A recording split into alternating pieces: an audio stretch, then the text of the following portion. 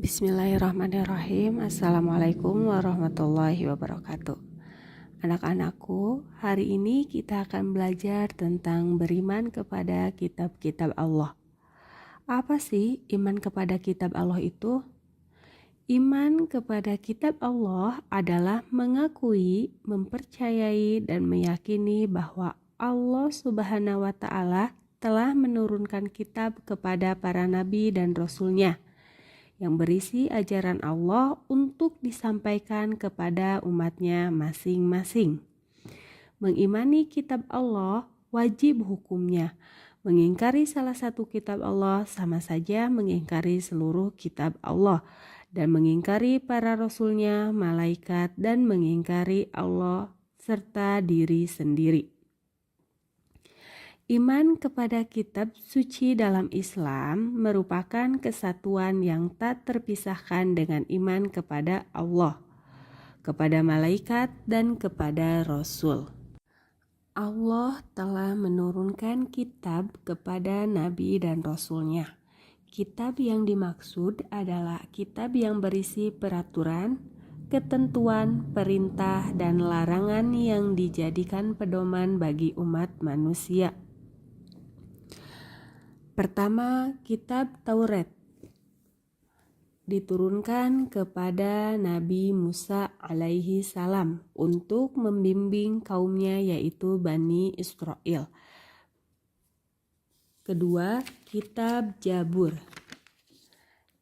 Kitab Jabur adalah nama kitab suci yang diberikan kepada Nabi Daud.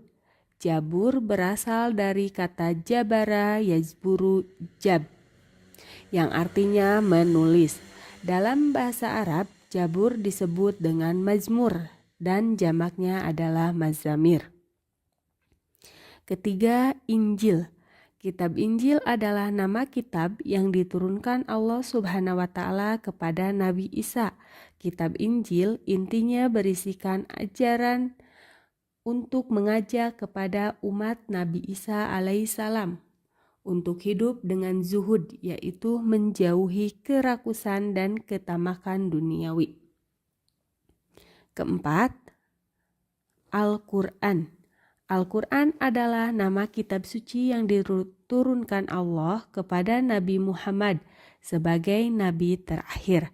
Kitab Al-Quran adalah kitab suci umat Islam. Al-Quran sebagai kitab suci yang wajib dibaca, dipelajari, diamalkan isinya, dan merupakan wahyu Allah, sebagaimana disebutkan dalam Quran surat Al-Maidah ayat 5 sebagai berikut. A'udzu billahi minasyaitonir rajim. Bismillahirrahmanirrahim. Wa anzalna ilaikal kitaba bil musaddiqan lima baina yadayhi minal kitabi wal muhaimina alaihi fahkum bainahum bima anzalnallahu wa la tattabi ahwaahum amma ja'aka minal haq. Artinya, dan kami telah menurunkan kitab Al-Quran kepadamu Muhammad dengan membawa kebenaran, yang membenarkan kitab-kitab yang diturunkan sebelumnya dan menjaganya.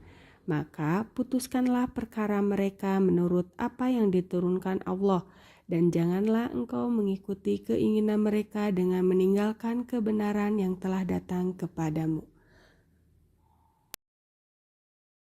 Perhatikan, di sini Ibu telah merincikan kitab Taurat. Dari pengertian bisa kalian baca sendiri isi pokok dan fungsinya kitab Taurat. Silakan dibaca dan dipahami. Kemudian yang kedua yaitu kitab Jabur berasal dari jabara atau menulis.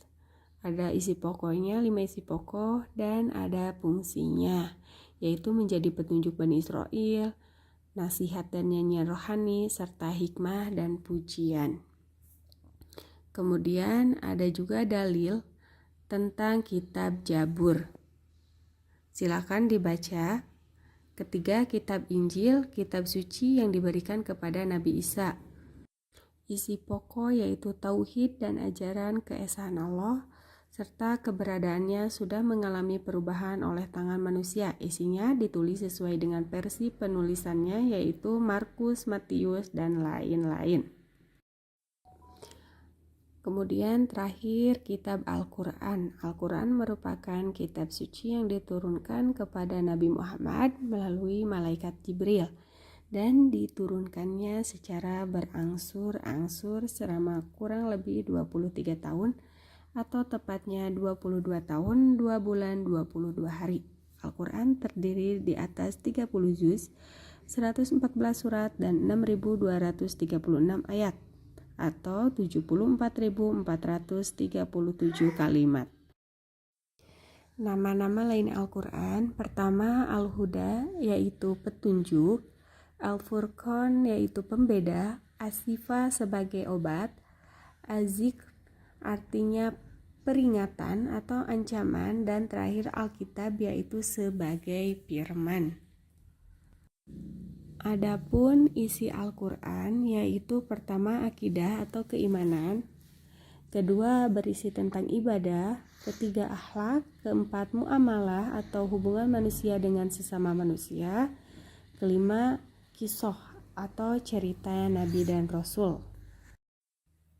Ada 5 keistimewaan Al-Quran. 1. Sebagai petunjuk dan rahmat bagi orang yang beriman. Kedua, sebagai informasi kepada umat bahwa Nabi dan Rasul mempunyai aturan dan caranya masing-masing dalam menyembah Allah. 3. Al-Quran sebagai kitab suci terakhir dan terjamin keasliannya. Keempat, Al-Quran tidak dapat tertandingi oleh ide-ide manusia yang ingin menyimpangkannya. Terakhir, membaca dan mempelajari isi Al-Quran merupakan ibadah. Pembahasan terakhir yaitu bagi orang yang beriman kepada kitab-kitab Allah, ia akan melakukan perilaku mulia sebagai berikut. 1. Meyakini bahwa kitab suci sebelum Al-Quran datang dari Allah. Kedua, Al-Quran sudah dijaga kemurniannya oleh Allah. 3. Menjadikan Al-Quran sebagai petunjuk dan pedoman hidup dan tidak sekali-kali berpedoman kepada selain Al-Quran. Keempat, berusaha untuk membaca Al-Quran dalam segala kesempatan dikala suka maupun duka. 5. Berusaha untuk mengamalkan isi Al-Quran di dalam kehidupan sehari-hari. Demikian yang dapat Ibu sampaikan. Terima kasih sudah menyimak. Mudah-mudahan ilmunya bermanfaat. Wassalamualaikum warahmatullahi wabarakatuh.